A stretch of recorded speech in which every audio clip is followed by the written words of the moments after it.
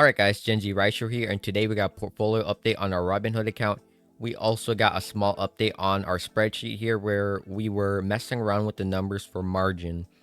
And this is very critical here because for one, I never use margin, and two, it's using other people's money. So this can print me money, or it can be a double-edged sword and cut me. I keep messing around with these numbers because this is very critical here. So portfolio value at $125,000, $45,000 in cash. Like I said in my last video, we're going to be putting our life savings into this portfolio, and also we would be moving $30,000 more into our Robinhood portfolio, and we did. Because now we're at $125,000. Also, if you guys watch this video, then thanks, because again guys, liking and subscribing, that does help. If you want to stick around and see my financial journey, whether I blow up my portfolio at the age of 22 or not, like and subscribe to stick along for the journey.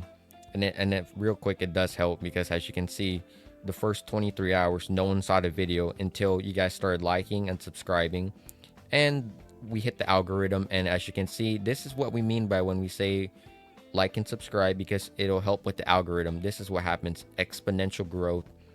This is my best YieldMax video ever. But yeah, going back to the portfolio, you can see we got a lot more YMax shares, 2,800 shares of YMax. We added XDTE on Friday. We also added a bunch of Kony. So those were the three main things we were adding. Also, we added NVIDIA, if we can find it, 220 shares. Why were we adding so much? It's because the whole market was red on Friday. I believe this is due to many things. It was the end of the year, right before Christmas. It was short week, but essentially, the big guys, right, like the fund managers, they were probably on vacation. And also you could probably factor in tax loss harvesting, right? It's the end of the year. People are probably going to lock in their losses so they can write it off against their taxes. But the end of the year is actually next week on Monday and Tuesday, so we might see more red next week. Maybe not. I can't read the future, but it's a possibility.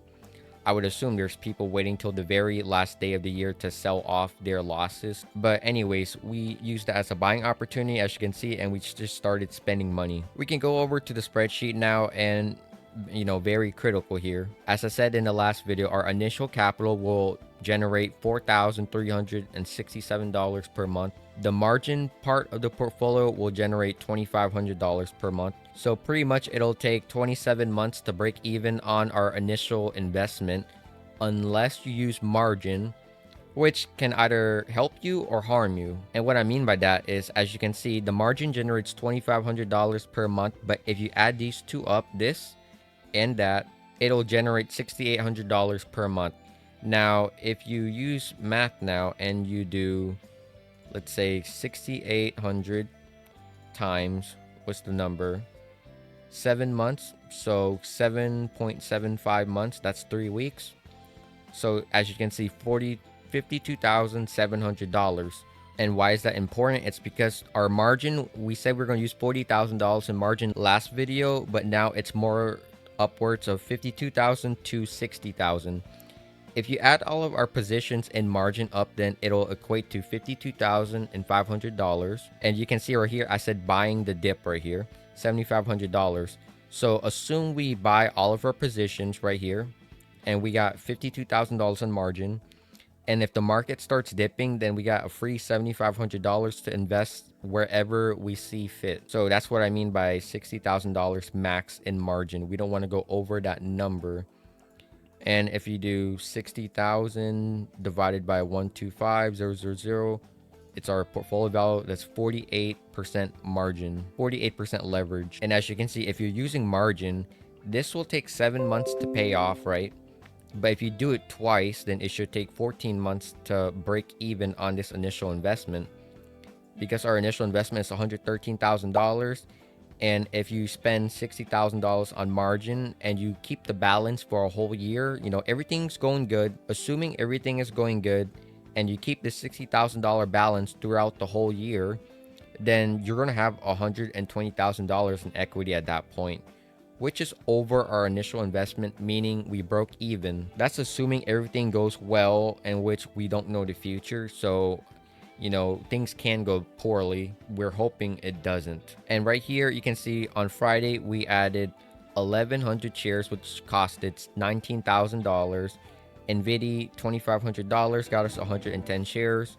We spent $5,800 and we got 425 shares of Coney. I'm very specific with these, I guess, ETFs because I started looking at the schedules for YieldMax, and so pretty much out of all of these, the best performing one is likely gonna be Tesla and Feet. Problem with Feet is it's never paid a distribution, so we don't know the performance of it. Tesla, if it starts going down a little, then we can buy in, and that's why we got Tesla in our account now. $5,000 there. 333 shares should generate about $266 per month. So that's Group A. We got Feet, we got YMax, and we got Tesla.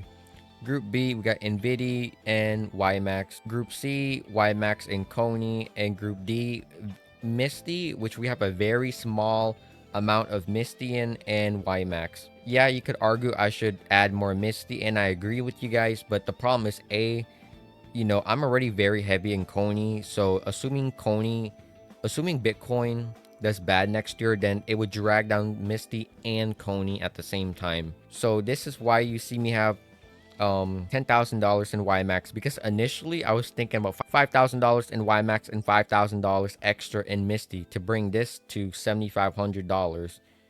But I was like, you know what? We got a lot of Coney already, so let's just go into YMax because it's the safest. Slight tweaks in the portfolio like that is risk mitigation, because this is a very extremely volatile and very risky play I am doing with the portfolio. So whatever risk mitigation I can do, like trying to limit our exposure to crypto, because we already got a lot in crypto, then every bit helps. But yeah, and right here I learned something from someone on Reddit. He told me, I was asking questions on Reddit like I always do, and someone said I shouldn't pay the margin off. Instead, when you get paid $1,000 in dividends, you should spend $1,000 in dividends right after, because as your portfolio value grows, the amount of margin basically gets smaller and smaller. So that is a very good point. And use other people's money. Thanks to that person on Reddit. I'll probably insert a picture of it. But yeah, that's our portfolio update. And you guys can see it says 7 months and 3 weeks to break even. But again, all of our numbers are very, very conservative. Like YMax, we're running our math at a 25% reduction. What I mean by that is, as you can see, for example, 4,200 shares, we're assuming that each week it pays 15 cents, which the average for YMax is actually 20 cents per week. 4,200 shares times 0.15 times 4 for monthly income is 25.20. But the real average for YMax weekly is 20 cents per share. So if we did 20 cents per share times 0.2 times 4, that would give us $3,300 per month. And we're not only doing this with YMax, we're doing this with NVIDIA, Coney, XDTE, and msty. Also Feet, we're using $100 as a placeholder here. So yeah, even though this says $6,800, this is conservative. The real monthly income might actually be maybe even $7,800 per month is the actual number we're making monthly. And if you do that times 7, $54,000. So it'll take less than 7 months actually to break even on $52,000 in margin.